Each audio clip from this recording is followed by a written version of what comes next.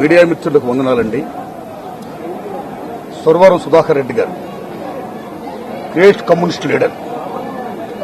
ఆ మహానుభావుడు విద్యార్థి దశలోనే మీరు నమ్మండి, ప్రభుత్వ పాఠశాలలో శుద్ధముక్కలు కావాలి, బ్లాక్ బోర్డులు కావాలి, పాఠ్య పుస్తకాలు కావాలని ఆయన 15 సంవత్సరంలోనే అమోఘమైన ఉద్యమం చేశాడైనా. చేయడమే కాదు, విద్యార్థులందరినీ కూడబెట్టుకుని ఆ ఉద్యమంలో సక్సెస్ అయ్యాడైనా.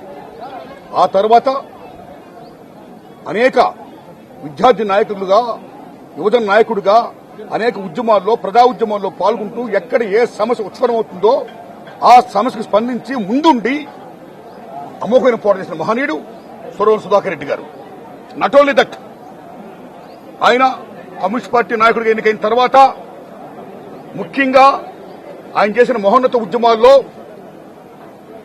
విద్యుత్ వ్యతిరేకంగా జరిగిన అమోఘమైన పోరాటం ఏమవుతుందో, విద్యుత్ సంస్కరణలు కావాలని చేసిన పోరాటం ఏమవుతుందో ఆ పోరాటం కానీ, అలాగే తెలంగాణ ఉద్యమాన్ని బాహటంగా సపోర్ట్ చేయడం విషయంలో ఆయన అమోఘంగా సపోర్ట్ చేయడం.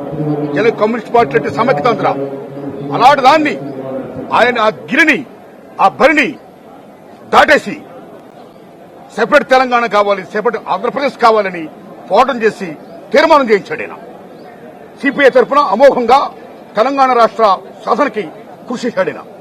అంతేకాకుండా ఆయన ఎమ్మెల్యేగా నెగ్గడం, ఎంపీగా నెగ్గడం, నెగ్గిన తర్వాత పార్లమెంట్ లో 2 దశాబ్దాలుగా 21 ఏళ్లు వయసు ఉన్నవాడికే ఓటెక్కనే దాన్ని 18 ఏళ్లకు తీసుకొచ్చి రావడంలో ఆయన గాని, ఆయన మిత్రుడు సహచర ఎంపీ కేరళ చంద్రప్పన్ గారు గాని అమోఘమైన కృషి చేశారు.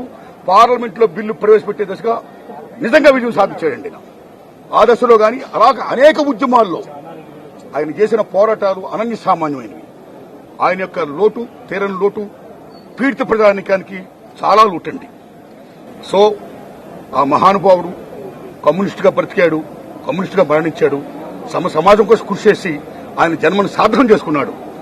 ఆ మహానుభావుడు భగవంతుడు ఆత్మ చేకూర్చాలని, శాంతిని చేకూర్చాలని మనస్ఫూర్తి కోరుకుంటూ, God bless his soul, God bless us. ఆయన కుటుంబ సభ్యులకు నా ప్రగాఢ సానుభూతి తెలియపరుస్తున్నాను. ధన్యవాదాలు.